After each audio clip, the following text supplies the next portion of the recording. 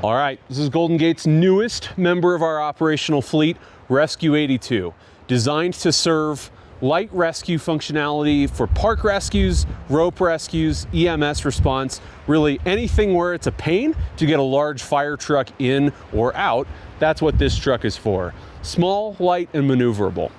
In the cab, we have kind of normal equipment that you'd expect in an operational rig.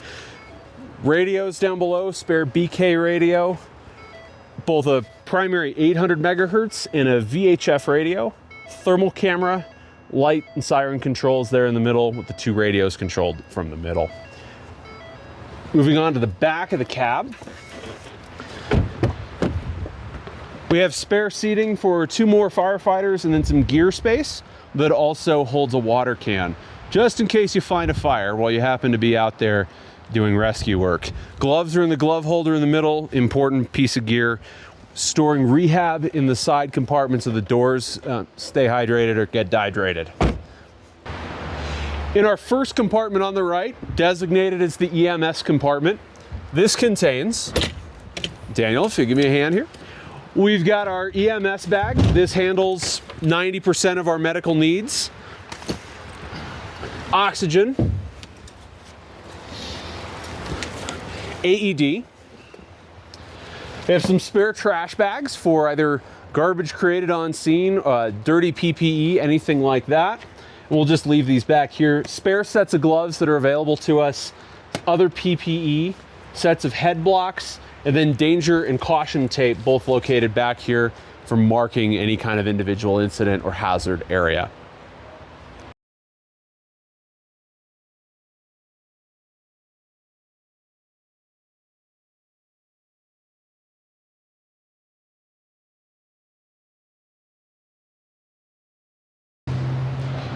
In the rear of the truck, this is where most of the equipment is stored. Foothill Fire and Highland Rescue. Most of the gear lives on this gear slider, operated using the green handle down here below. So reach in, grab that, and you can pull the whole kit out.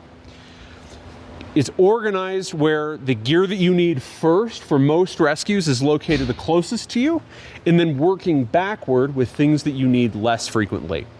Starting on the left side, blue bag is the belay line kit.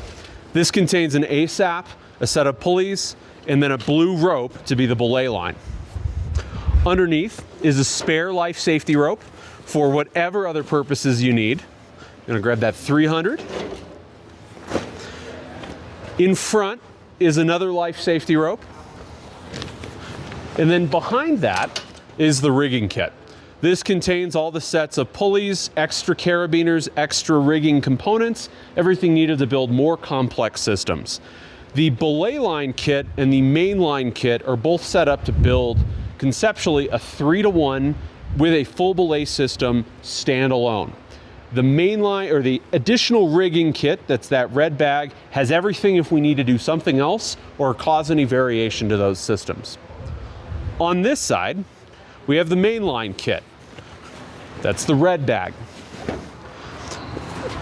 Tucked away in the top, in the end of it, is the MPD with a 3-to-1 spare carabiner and pulley ready to go for a main line to descend.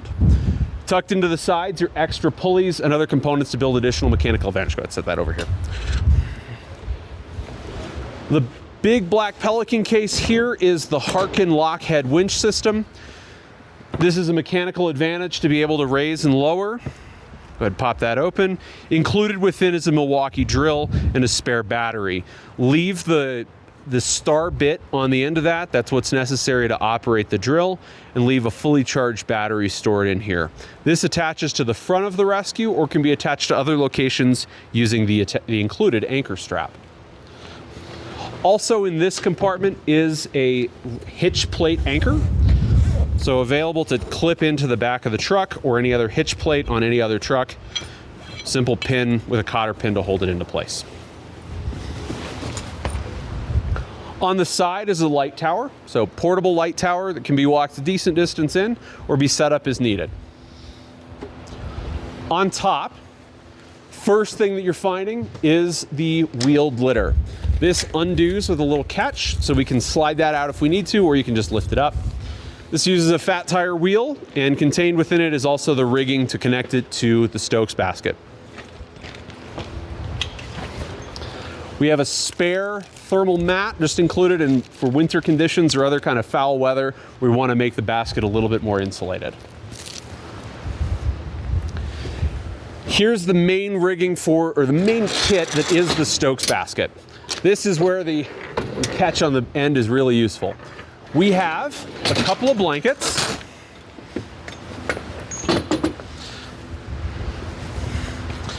a victim harness located in this bag, patient helmet. We have a backboard for anything on the roadside. Anything off the road, you're going to want to use the vacuum splint.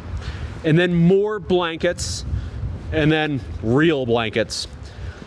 The Stokes basket is pre-rigged with a lashing system, so the patient can be placed in the Stokes basket without too much additional work. Simply place them in, and then blue to blue, red to red, connect the dots together and tension them in. You have the victim harness included as well for once terrain starts to approach steep angle. Also tucked away back here is a traction splint. On the opposite side, on the top, we have a few wildland hand tools.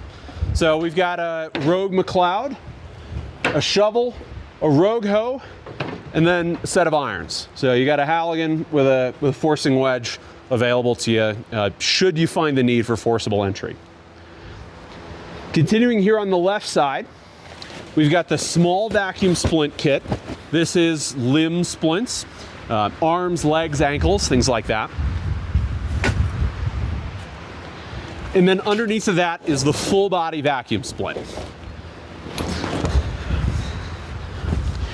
Use this for hike outs with far preference over using the rigid backboard.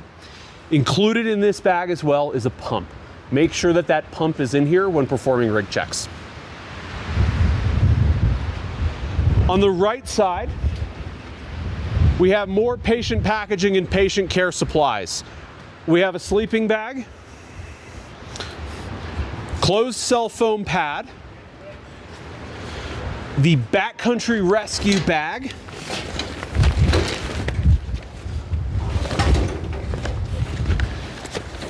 contained in this bag, rehab supplies.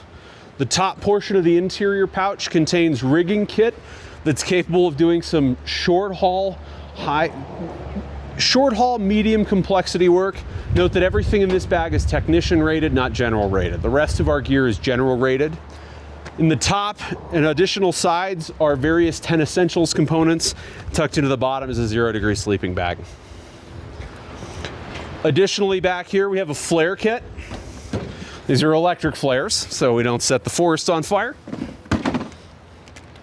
And then additionally in the far back, we've got 2 sets of space blanket tarps, and then an additional blanket as winter can be kind of a pain.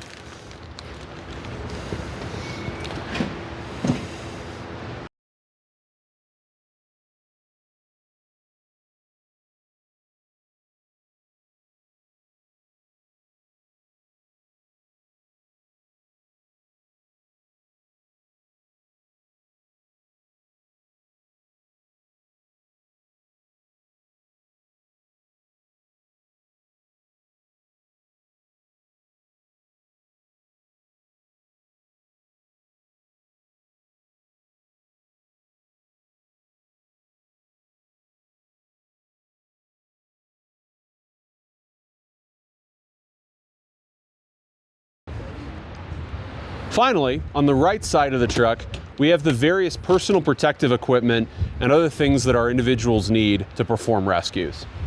This bag contains sets of helmets and gloves.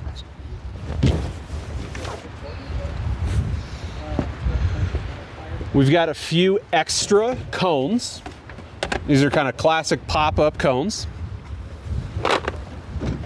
We have more flares to create a landing zone if necessary and mark it visibly.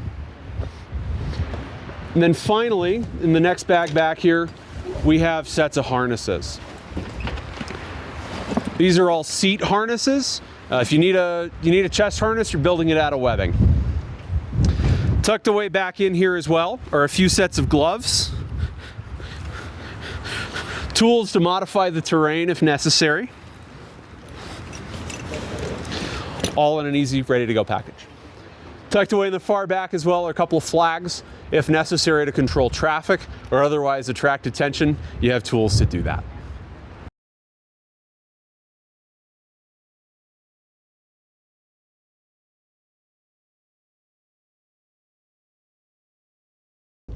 All right, so walking through operations of the cab functions on Rescue 82, your key controls are up here. This is kind of the unified siren and light control. Across the top are your different siren modes. So wail, yelp, peer, you have manual and then a horn. These are controls for lights, as are these, and this is your main light controller.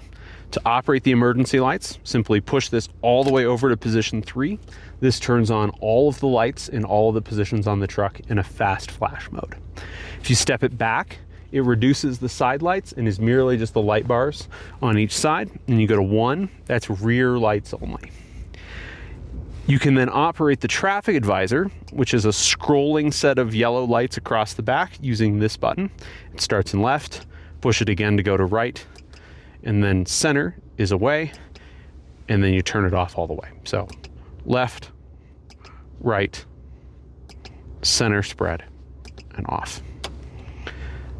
Takedown are white front forward facing lights. Low turns down the intensity of the lights on the truck, and front LED turns on the front lights to flash. Each of the different siren modes is operated with the button. You just press it and it'll turn the siren on to that mode. So for example, press it to turn it off. Manual operates only while the button is held. So similar to a mechanical siren, pressing it revs it up and releasing it winds it down. Horn is an electronic horn. You have 2 radios. First radio is the 800 megahertz dispatch radio. Second radio is VHF. Each one is labeled. The microphones are in the positions that correspond to the radios. So the 800 megahertz is first up, and then the VHF is second up. This microphone is for a PA on the siren. So by talking into this, it talks out the siren. You additionally have an overhead light as necessary for maps or other work that is controlled with 2 buttons on top. You have a white light of various intensity and a red light of various intensity. Thermal imaging camera stays connected here. It will charge in motion. To take it out, you just undo the strap. Those are the functions here in the cab in order to operate the apparatus.